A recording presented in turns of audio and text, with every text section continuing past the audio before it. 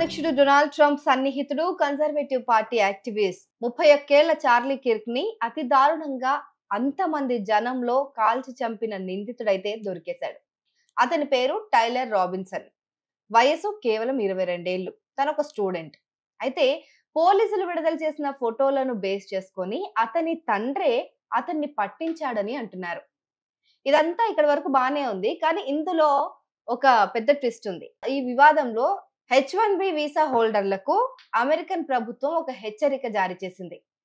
Kirk మృతి పట్ల అనుచిత పోస్టులు చేస్తే వాళ్ళ వీసాను రద్దు చేస్తామని హెచ్చరిస్తుంది.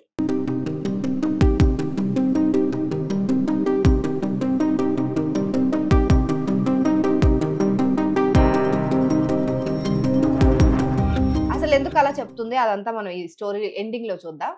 అయితే చార్లీ కిర్క్ కి మంచి యూత్ ఫాలోయింగ్ ఉంది. ట్రంప్ పాలసీలను అమెరికన్ల గుండెల్లోకి సరాసరి తీసుకెళ్లడానికి చాలా కష్టపడ్డాడు ఆయన. రెగ్యులర్ గా యూత్ సమావేశాలు, మీటింగ్స్ ఇలా చాటప్స్ అని చెప్పి పెట్టి వారితో ఇంటరాక్ట్ అవుతూ ఉంటారు ఆయన.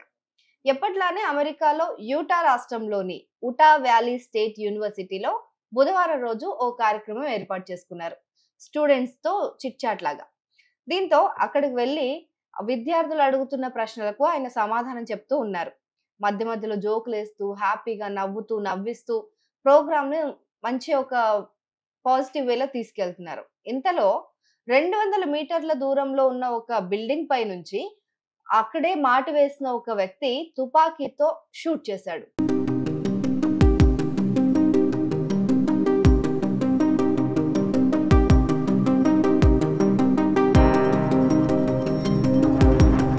చార్లీ కిర్క్ ఈవెంట్ లో సుమారు 3000 మంది పాల్గొన్నారు. 6 బృందాలు ఈవెంట్ లో భద్రతను పర్యవేక్షిస్తున్నాయి. చార్లీకి సెక్యూరిటీగా కూడా తన పర్సనల్ సెక్యూరిటీ కూడా ఉన్నారు.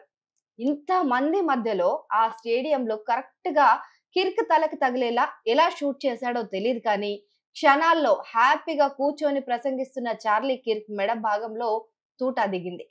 తన గొంతు మూగబోయింది. విచిత్రం ఏంటంటే కిర్క్ పైన గన్ షాట్ జరిగే సమయంలో తను అమెరికాలో పెరిగిపోయిన గన్ కల్చర్ ని అంతం చేయాలి అని ప్రసంగిస్తున్నారట.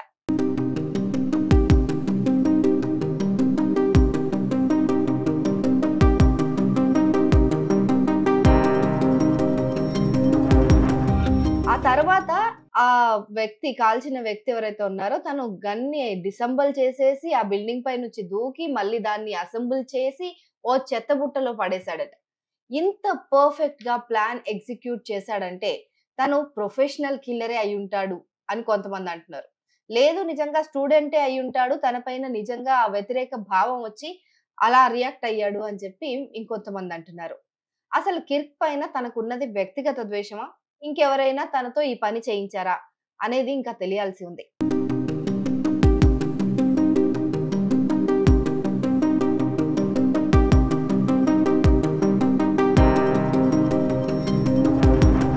అయితే కాల్పుల ఘటన పైన అప్రమత్తమైన ఫెడరల్ బ్యూరో ఆఫ్ ఇన్వెస్టిగేషన్ అధికారులు 48 గంటల్లోగా నిందితుడిని అదుపులోకి తీసుకోవాలని అనుకున్నారు.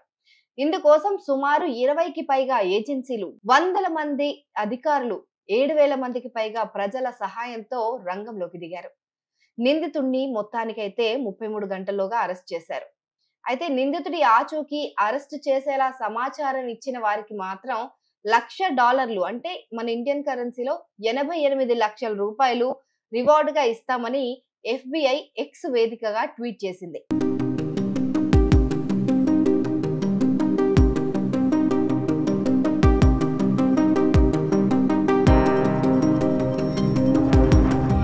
ప్రస్తుతం అతన్ని అయితే 33 అవర్స్ లోగా రాబిన్సన్ ను కస్టడీలోకి తీసుకున్నారు పోలీసులు. ప్రస్తుతం అతన్ని యూటా కౌంటీ జైల్లో ఉంచారు. ఇతను ఇంతకు ముందు ఎలాంటి హింసాత్మక నేరాలకు పాల్పడినట్లయితే ఆధారాలేం లేవు.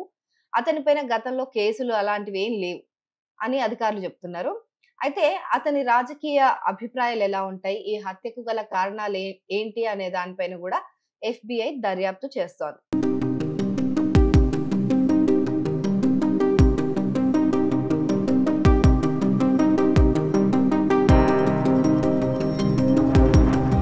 అయితే పోలీసులు మరో వార్నింగ్ రిలీజ్ చేశారు ఈ సందర్భంగా.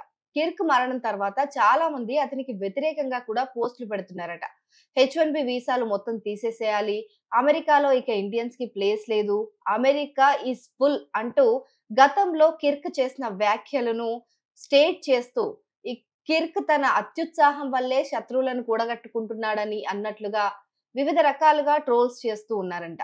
దీంతో అమెరికా ప్రభుత్వం దీన్ని సీరియస్‌గా తీసుకుంది. ప్రాణాలు కోల్పోయిన ఓ young influencer, conservative party activist పట్ల ఇలాంటి అనుచిత వ్యాఖ్యలు చేస్తే వాళ్ళకి తప్పకుండా జైలు శిక్షతో పాటు వీసా రద్దు చేస్తామని హెచ్చరిస్తోంది.